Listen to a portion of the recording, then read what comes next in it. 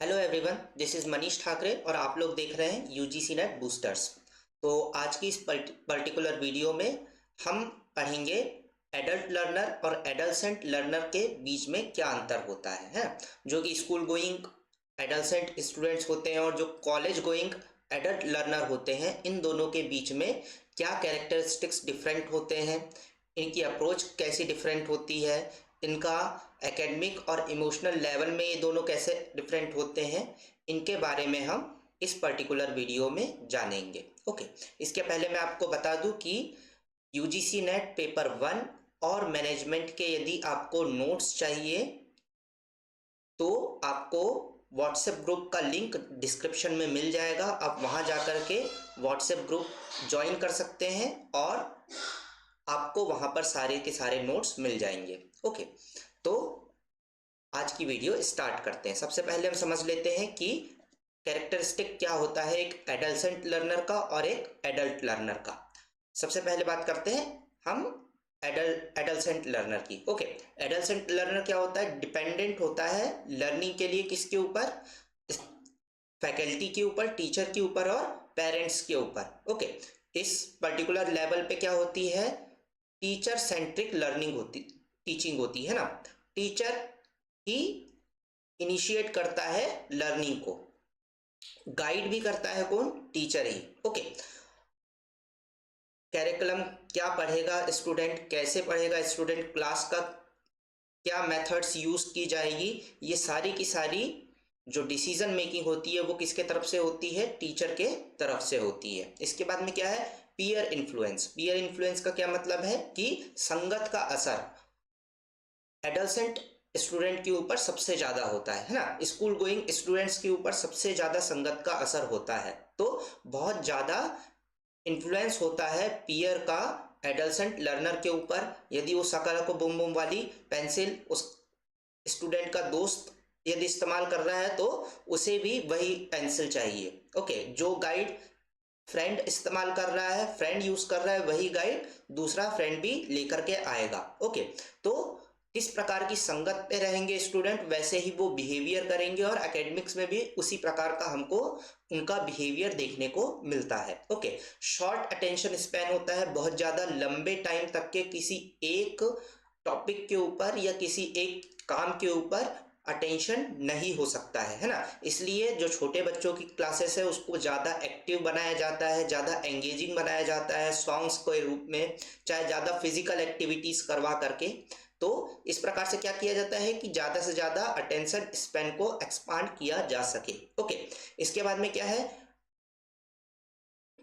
Curiosity driven होता है ना, कि क्यूरियस होते हैं नई चीज़ों को जानने के लिए, एक्सप्लोर करने के लिए और डिस्कवर करने के लिए, और ऐसे ही नई चीज़ें सीखते हैं एडolescent लर्नर्स। और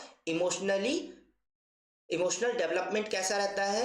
डेवलपिंग स्टेट पर रहता है। इस समय बहुत ज़्यादा वल्नरेबल होते हैं स्टूडेंट, और क्या होते हैं, बहुत ज़्यादा उनके मूड स्विंग्स हमको देखने को मिलते हैं, जो कि एडolescent लर्नर पे हमको देखने को मिलता है। जिस दिन मूड अच्छा नहीं है उस दिन पढ़ाई नहीं हो पाएगी, है ना।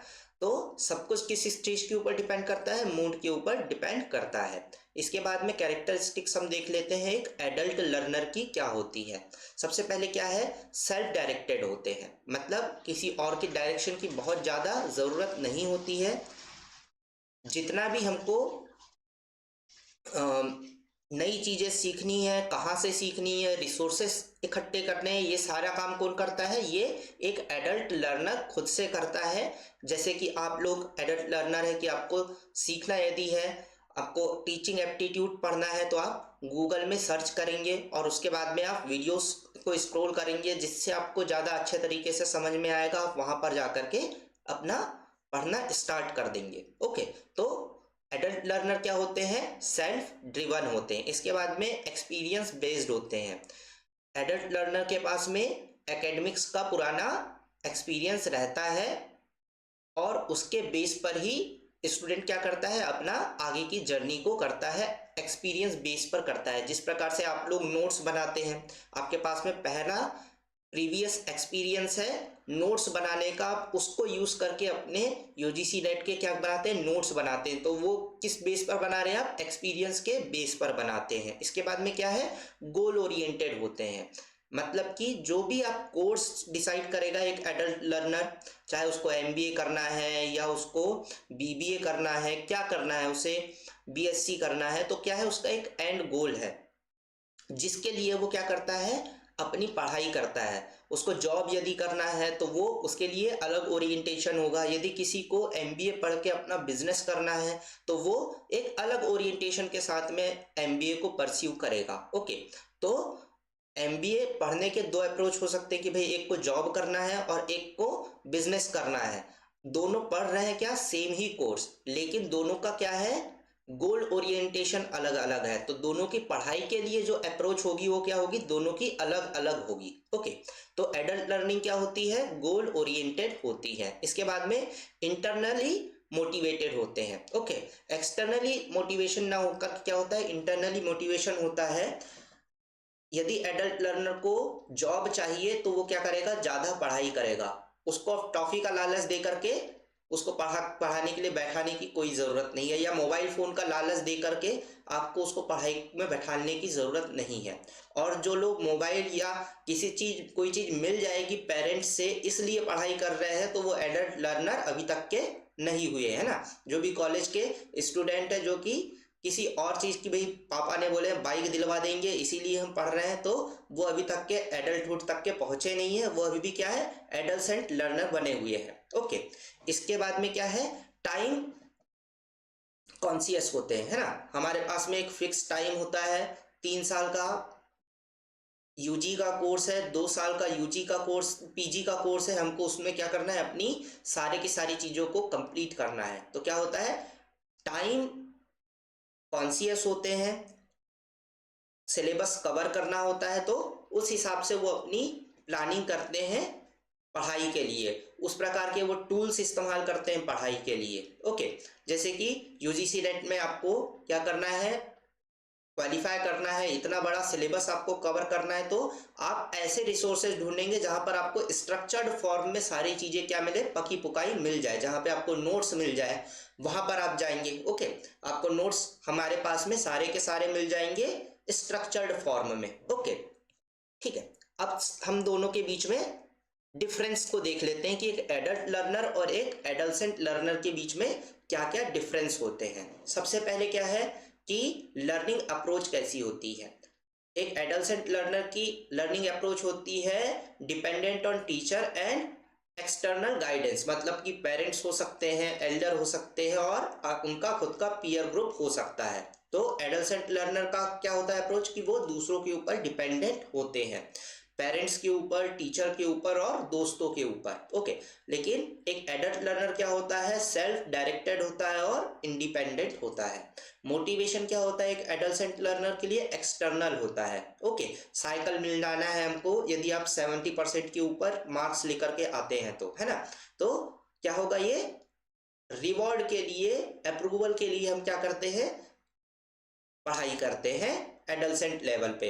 जबकि जब एडल्ट लर्नर होता है वो क्या होता है, उसको इंटरनल मोटिवेशन होता है, पर्सनल उसके गोल को अचीव करना होता है। ओके, इसके बाद में क्या है, एक्सपीरियंस बेस।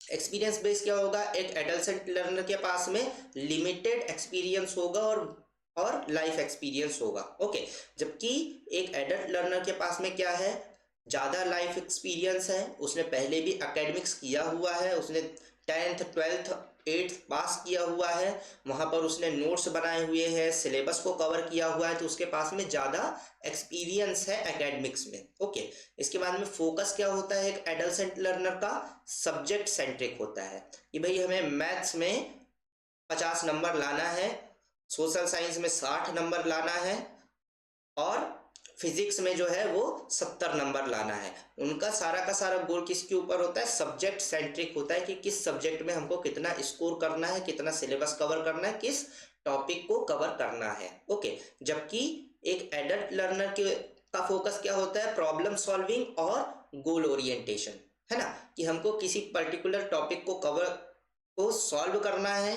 और दूसरा क्या है कि हमें जॉब लेनी है या हमें एक पर्टिकुलर ग्रेड बनाना है या हमें कोई एग्ज़ाम क्वालिफाई करना है, ये क्या होता है, गोल ओरिएंटेड होता है। ओके, इसके बाद में क्या है, अटेंशन स्पैन क्या होगा, एडल्ट लर्नर का कम होगा और एडल्ट लर्नर का ज़्यादा होगा। ओके, कि एडल्ट लर्नर की क्लासेस ज़्यादा से ज़्यादा 30 से 40 मिनट चलेगी, एक एडल्ट लर्नर की क्लास 2 घंटे तक के, 2 घंटे ढाई घंटे तक के भी वो आसानी से अपने कंसंट्रेशन को बनाए रख सकता है।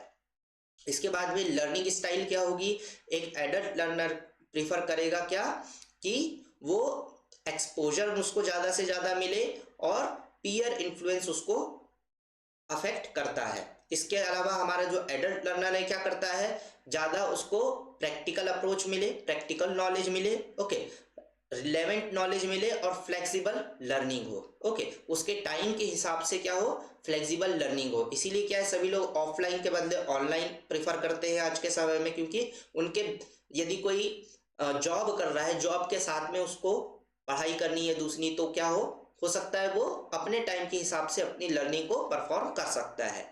इसके बाद में क्या है, इमोशनल डेवलपमेंट में एडल्ट लर्नर ज़्यादा सेंसिटिव होते हैं, उनमें बहुत ज़्यादा मूड स्विंग्स देखने को मिलता है। इसके अलावा जो एडल्ट लर्नर होते हैं क्या होते हैं, ज़्यादा स्टेबल होते हैं और अपने इमोशंस को ज़्यादा कंट्रोल कर सकते हैं।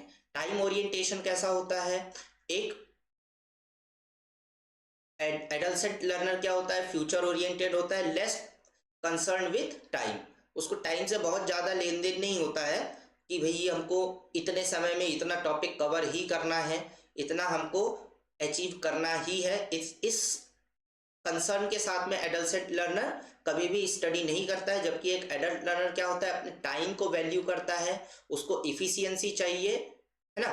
तभी आप क्या करते हैं कि भाई बुक्स तो बहुत सारी है, लेकिन हमको क्या, जहाँ से भी शॉर्ट नोट्स मिल जाए या एक स्ट्रक्चर्ड नोट्स मिल जाए हमारे पेपर्स के, हम वहाँ से स्टडी करने का ट्राई करते हैं। इसके बाद में क्या है, फीडबैक एडल्ट लर्नर को टाइम टू टाइम चाहिए, फ्रिक्वेंटली चाहिए। ओके, जबकि एक एडल्ट लर्नर को क्या चाहिए, एक गाइडेड चाहिए, गाइडेंस चाहिए, पहली बात। दूसरी बात क्या है कि परफेक्ट, जो ऐसा गाइडेंस जो कि उनके काम में कंट्रीब्यूट कर सके, ऐसा गाइडेंस चाहिए। ओके, कंस्ट्रक्टिव फीडबैक की रिक्वायरमेंट रहती है एक एडल्ट लर्नर को। इसके बाद में सोशल इन्फ्लुएंस क्या होगा कि पीयर का इन्फ्लुएंस बहुत ज़्यादा देखने को मिलता है हमको एडल्ट लर्नर को। मतलब कि जो छोटे बच्चे होते हैं उनकी संगति जैसी होगी उस प्रकार से वो डेवलप होंगे, उनके ऊपर संगति का असर बहुत ज़्यादा पड़ता है। In comparison to adult learner वो हमको कम देखने को मिलता है। तो ये कंपैरिजन था किनका, एडल्ट लर्नर और एडल्ट लर्नर के बीच में। ओके, तो आई होप कि आपको ये क्लियर होगा। यदि आपको इस पर्टिकुलर टॉपिक की और पेपर 1 और यूजीसी नेट मैनेजमेंट की नोट्स की पीडीएफ चाहिए तो आप जो है डिस्क्रिप्शन में दिए हुए व्हाट्सएप ग्रुप्स के साथ में हमारे साथ जुड़ सकते हैं। आपको वहाँ पर फ्री में सारी की सारी नोट्स और पीडीएफ मिल जाएगी। Thank you.